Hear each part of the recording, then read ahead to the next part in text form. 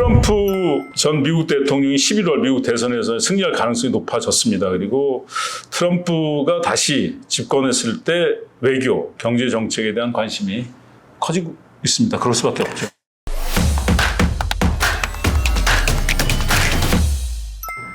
시청자 여러분 안녕하십니까? 오늘도 파봇의 미스터 신뢰성 이진수 교수와 함께합니다. 네, 안녕하세요. 네, 안녕하세요.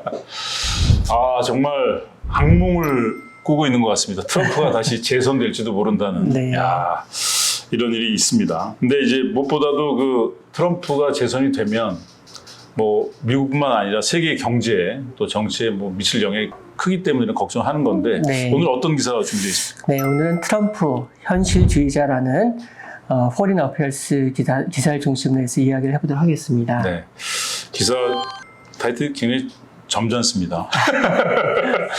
근데 이제 트럼프 전 미국 대통령이 11월 미국 대선에서 승리할 가능성이 높아졌습니다. 그리고 트럼프가 다시 집권했을 때 외교, 경제 정책에 대한 관심이 커지고 있습니다. 그럴 수밖에 없죠. 네. 그렇습니다. 그 트럼프 전 대통령이 집권했을 경우에 정책 방향을 공식적으로 보여주고 있는 것이 지금 현재의 공화당의 정책 강령이 되겠습니다.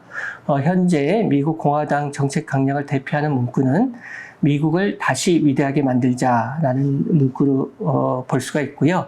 공화당의 정책 강령은 미국 우선, 아메리칸 퍼스트 상식으로의 회귀라는 문구로 시작을 하고 있습니다. 트럼프의 그 미국 우선 정책은 미국의 노동자 그리고 산업을 불공정한 외국 경쟁으로부터 보호하고 무역 불균형을 수정하고 미국의 제조업을 회복하는 것을 포함하고 있습니다. 그런데 미국의 제조업을 회복하는 방안으로서 미국산 제품을 선호하도록 하기 위해서 모든 수입품의 관세, 현재 모두 10%, 중국에 대해서는 60%를 과세하겠다고 이렇게 이야기를 하고 있고요. 불법 이민자를 추방해서 미국 노동자들의 임금 하락 압력을 줄이겠다는 것 등을 언급하고 있습니다. 네. 근데 뭐 세금 감면 문제라든지 또 에너지 문제라든지 또 뭐 미국 내에서 이제 미국에 수출하려면 미국에서 다 생산해야 된다든지 이런 게 좀 사실은 네. 굉장히 좀 뭐랄까 현실주의라기보다는 오히려 좀 약간 좀 비상식적인 느낌이 드는데 어찌됐건 트럼프의 그 미국 우선 정책 어떤 거라고 볼 수 있을까요? 네, 미국 그 우선주의라는 것이 미국의 세태 결과라는 최근에 그 포린 어피어스 칼럼이 아주 흥미로운데요. 네. 트럼프가 물론 여러 가지 그 비정상적인 모습을 보이고 있지만 그렇게 많은 지지를 얻고 있다는 것은 역시 미국의 한 그룹을 대표한다고 볼 수가 있겠습니다. 그런 면에서 이 기사가 굉장히 흥미로운데요. 7월 1일자 포린 어페어스의 현실주의자 트럼프라는 컬럼이 게재가 됐습니다. 네. 이 컬럼에서는 그 미국의 우선주의가 미국이 소련과의 경쟁에서 이긴 이후에 유지해왔던 유일한 세계 초강대국이라는 지위가 흔들리고 있는 상황에서 현실적인 선택이다 이런 주장이 제기되었고요. 굉장히 흥미로운 부분이 있겠습니다. 이 그 컬럼에 의하면은 트럼프 전 대통령의 미국 우선 정책은 다음과 같은 논리에 기초하고 있습니다. 미국이 더 이상 예전과 같은 힘을 가지고 있지 않은 상황에서 여전히 세계적으로 너무 많은 지역과 업무에 관계하고 있는 것은 바람직하지 않다. 미국은 필수적인 국가 이익에 집중해야 하며 부유한 동맹국에 더 많은 책임을 위임해야 한다. 미국은 어디에나 있고 모든 것을 하려고 하는 것을 멈춰야 한다. 뭐 이런 논리라는 것입니다. Foreign Affairs가 좀 약간 보수적인 그런 잡지죠. 그렇습니다. 네, 미국의 보수적인 정치 입장을 대변하고 있는 잡지로 알려져 그런 걸 좀 있습니다. 감안해서 우리가 네, 이제 네. 그 참고를 해야 되겠지만 어찌됐건 이 칼럼에 의하면 많은 미국인들이 세계에서 지금 세계를 무대로 할 게 아니라 좀 미국에 집중해야 된다. 그렇습니다. 미국 이익에 좀 네. 집중해야 된다. 이런 거에 이런 후보를 원하고 있다. 뭐 이런 얘기죠. 그렇습니다. 그런 것을 바로 시연하고 있는 것이 트럼프라는 그런 입장인데요.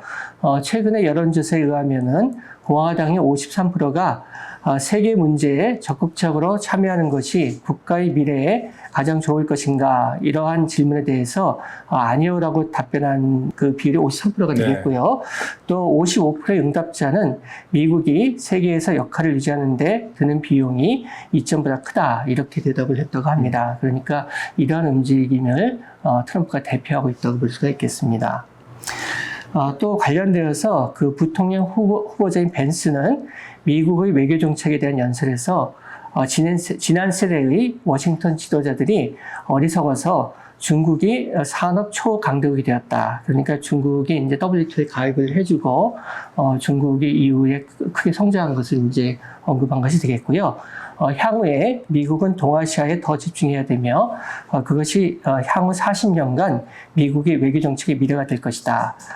그래서 유럽이 상대적으로 중요하지 않다는 것을 이야기를 하면서요. 유럽은 깨어나서 스스로 안보를 처리해야 된다. 즉 우크라이나 전쟁에서 발을 빼겠다. 뭐 이런 이야기를 한 바가 있습니다. 사실은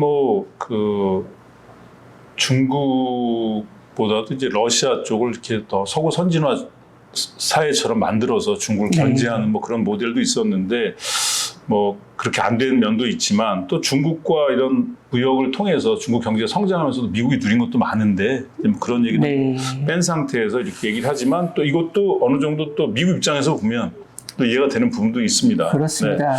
그리고 이제 그래서 결국 이제 트럼프 전 대통령이 재집권하면 결국 이제 중국에 모든 관심을 집중할 것처럼 보이는 상황이네요. 그렇습니다.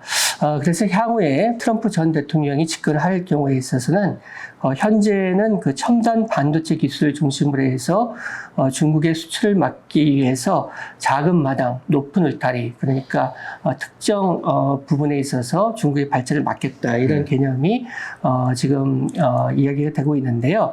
향후에는 트럼프 행정부가 집권할 경우에 있어서는 중국에 대해서 전방위적인 어떤 견제가 이루어질 것으로 예상이 됩니다.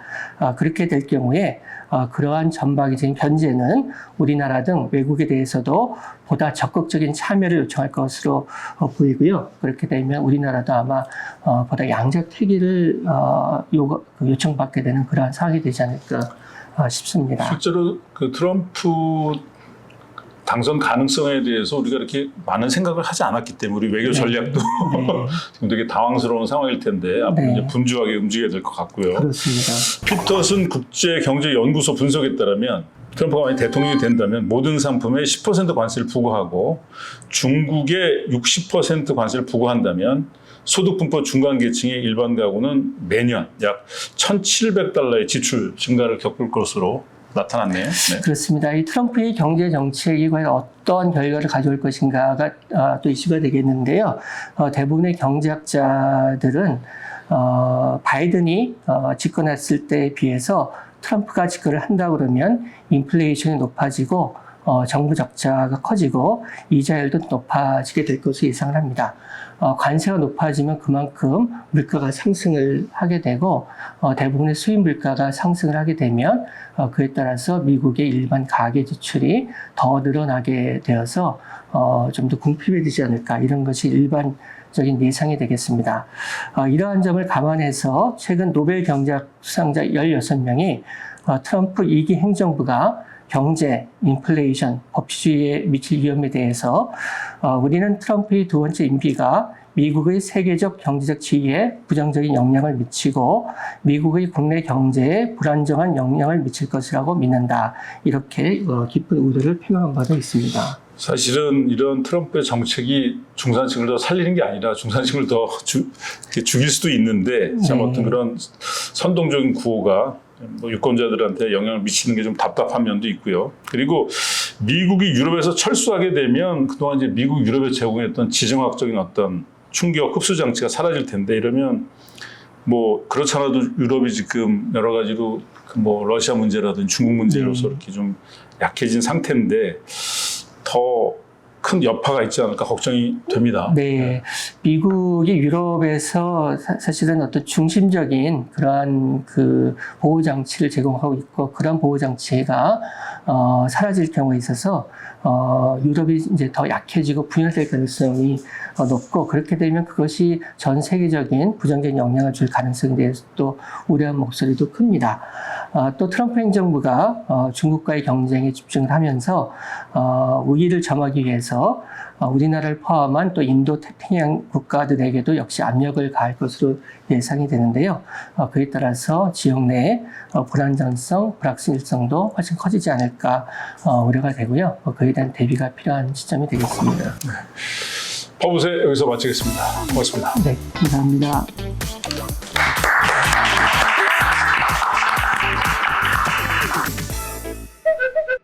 근데 약간 트럼프 전략을 보면 이렇게 뭔가 학교로 치면 뭐 진수도 항상 전교 1등 했지만 이렇게 누가 이렇게 좀 치고 올라올 때 그냥 더 열심히 하는 게 아니라 그냥 2등이 1등 못 되게 이렇게 좀 약간 막는 그런 거에 좀 치중하는 게 아닌가.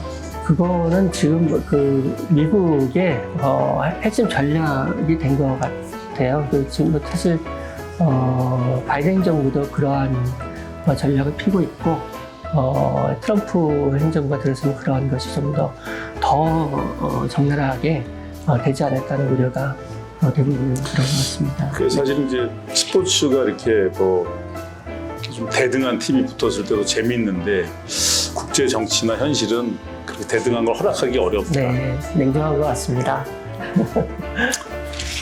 인생은 참 냉정한 거야. 네, 냉정하게 살아야죠.